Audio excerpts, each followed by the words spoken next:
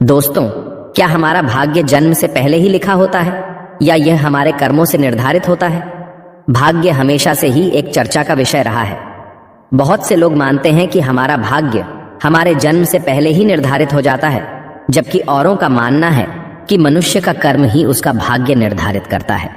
भाग्य और कर्म को समझना इसलिए भी जरूरी है क्योंकि इससे आपको यह पता चलेगा कि मनुष्य पाप कर्म अपने पूर्व निर्धारित भाग्य के कारण करता है या वह अपने कर्मों से अपने भाग्य को बनाता बिगाड़ता है।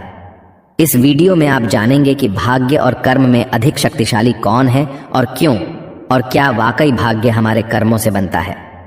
इस विषय में गरुड़ पुराण, हिंदू धर्म ग्रंथों और आचार्य चाणक्य ने चाणक्य नीति में क्या बताया है, इसके साथ ही साथ मुस्लिम, ईसाई और अन्य धर्मों में इस विषय पर क्या लिखा है, वह भी आप इस वीडियो में आगे देखेंगे। सबसे पहले गरुड़ पुराण में भाग्य को लेकर क्या लिखा गया है, पहले वह जानते हैं। इसके बाद आचार्य चाणक्य ने इस बारे में चाणक्य नीति में और भगवान श्री कृष्ण ने भगवद गीता में जो कहा है वो देखेंगे। हिंदू धर्म शास्त्रों में लिखा है कि मृत्यु के बाद केवल शरीर नष्ट होता है, लेकिन आत्मा कभी नहीं मरती। गरुड़ पुराण में बताया गया है कि कुल 84 लाख योनियों में सबसे श्रेष्ठ योनि मनुष्य की होती है। मनुष्य को उसके कर्मों के आधार पर मृत्यु के बाद अगली योनि प्राप्त होती है। इसका अर्थ हुआ कि मृत्यु के बाद आपका जन्म किस योनि में होगा यह पहले से ही निर्धारित है। अर्थात आप अपने जीवन में जिस तरह का कर्म करेंगे, मृत्यु के पश्चात उसी के आधार पर ही आपका अगला जन्म होगा। गरुड़ पुराण के अनुसार ऐसा व्यक्ति जो धर्म, वेद, पुराण जैसे धार्मिक ग्रंथों का अपमान करता है, ईश्वर में विश्वास नहीं रखता और उनको अपशब्द कहता है, ऐसे नास्तिक व्यक्ति का अगला जन्म कुत्ते की योनि में होता है। जो लोग मित्र के रूप में शत्रु बने रहते हैं, पीठ पीछे धोखा देते हैं, उनका अगला जन्म इस धरती पर गिद्ध के रूप में होता है। अर्थात गरुड़ पुराण के अनुसार मनुष्य के द्वारा इस जीवन में जो कर्म किए जाते हैं, उस आधार पर उसका अगला जीवन और उस नए जीवन में मिलने वाले कष्ट व्यक्ति के जन्म से पहले ही निर्धारित हो जाते हैं। दोस्तों, आचार्य चाणक्य के अनुसार व्यक्ति अपने कर्मों से अपनी मृत्यु को भी प्रभावित कर सकता है। आचार्य चाणक्य ने चाणक्य नीति के इस श्लोक में बताया है कि किसी भी मनुष्य के भाग्य की 5 चीजें मां के गर्भ में ही तय हो जाती हैं। आयुः कर्म च वित्तम च विद्या निधन में च पंचैतानि ही सृज्यन्ते गर्भस्थस्यैव देहिनः। अर्थात इस धरती पर रहने वाले हर एक देहधारी प्राणियों की आयु, कर्म, धन संपत्ति, विद्या और मृत्यु का समय, ये 5 चीजें उसके भाग्य में उसी समय लिख दी जाती हैं जब वो अपनी मां के गर्भ में होता है।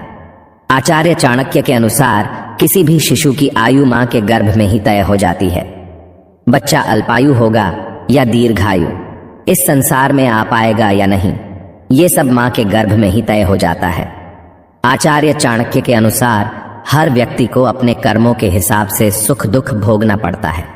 ये कर्म सिर्फ वर्तमान के नहीं बल्कि पिछले जन्म के भी होते हैं। लाखों प्रयास के बाद भी आपके अच्छे और बुरे का फैसला आपके कर्मों के आधार पर ही होता है।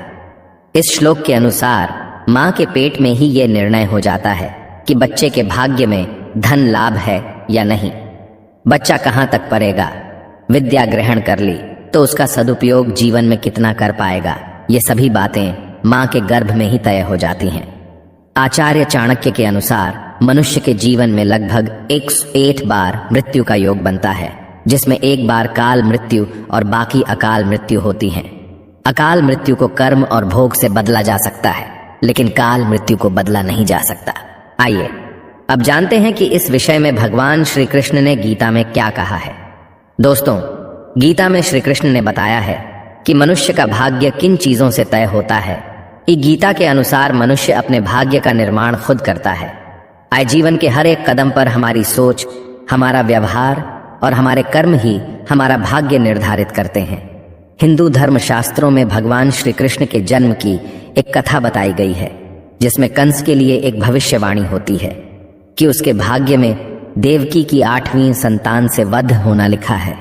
यह भविष्यवाणी सच ना हो, इसके लिए कंस ने वह सब कुछ किया जो वह कर सकता था, लेकिन अंत में कंस की मृत्यु उसके भाग्य के अनुसार माता देवकी के 8वीं संतान श्री कृष्ण द्वारा ही हुई। कंस को अपने भाग्य से बचने के लिए इतना सब कुछ करने की जरूरत नहीं थी, उसे सिर्फ अपना कर्म सुधारने की जरूरत थी जो उसके अधिकार में था। अगर वह अधर्म छोड़कर धर्म के मार्ग पर आगे बढ़ गया होता तो हो सकता है भगवान उसे क्षमा दान दे देते, लेकिन वह अधर्म के मार्ग पर ही आगे बढ़ता गया और उन्हीं पाप कर्मों के कारण खुद ही मृत्यु को प्राप्त हुआ। सनातन धर्मशास्त्रों और पुराणों के अनुसार केवल कंस ही नहीं, इस संसार में जन्म लेने वाले हर प्राणी का भाग्य जन्म से पहले ही निश्चित होता है। कोई व्यक्ति कब जन्म लेगा, क्या करेगा और अपना पूरा जीवन कैसे व्यतीत करेगा, यह सब कुछ उसके जन्म से पहले ही निर्धारित होता है, जिसके अनुरूप ही उसका अगला जन्म होता है। लेकिन इसका अर्थ यह नहीं है कि हम सब कुछ भाग्य पर ही छोड़ दें, क्योंकि भाग्य भी कर्म से बदला जा सकता है। इस्लाम में भाग्य को किस्मत कहा गया है। किस्मत का मतलब है कि सब कुछ पहले से ही अल्लाह की मर्जी से होता है।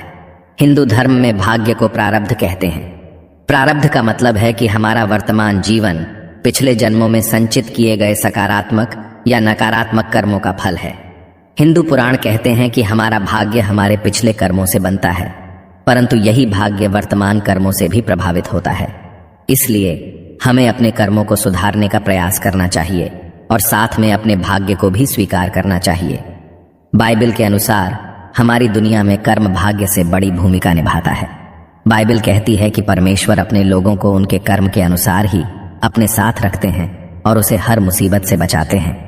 जो अपने कर्म पर अपने भाग्य से ज्यादा विश्वास करता है, ईश्वर उनके कर्म को ही नियति में बदल देते हैं। दोस्तों, क्या आपने कभी सोचा है कि कर्म और भाग्य में श्रेष्ठ कौन है? भाग्य और कर्म में से कौन ज्यादा महत्वपूर्ण होता है? यह एक बहुत ही विवादास्पद और व्यक्तिगत प्रश्न है। कुछ लोग कहते हैं कि भाग्य ही सब कुछ होता है, अन्य लोग कहते हैं कि कर्म ही सब कुछ होता है, जबकि बहुत से लोग मानते हैं कि भाग्य और कर्म दोनों ही महत्वपूर्ण होते हैं। पुराणों के अनुसार भाग्य और कर्म में कर्म को श्रेष्ठ माना गया है, क्योंकि भाग्य पर हमारा कोई नियंत्रण नहीं होता, परंतु कर्म पर होता है। कर्म से हम सब कुछ हासिल कर सकते हैं। दूसरे शब्दों में कहें तो कर्म फल ही भाग्य है। कर्म से ही भाग्य का निर्माण होता है, इसीलिए कर्म को ही श्रेष्ठ माना गया है।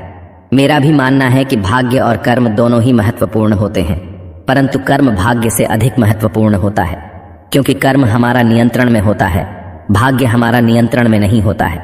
कर्म से हम अपना भाग्य सुधार सकते हैं, भाग्य से हम अपना कर्म सुधार नहीं सकते। यदि आप कड़ी मेहनत करके सफल होते हैं तो वह भी आपके कर्म के कारण ही होता है, यानी आपको कर्म करते रहना होगा। लेकिन अगर आप सब कुछ भाग्य पर छोड़ देंगे तो आप कभी सफल नहीं होंगे। तो दोस्तों, भाग्य और कर्म पूरी तरह आपसे जुड़ा होता है।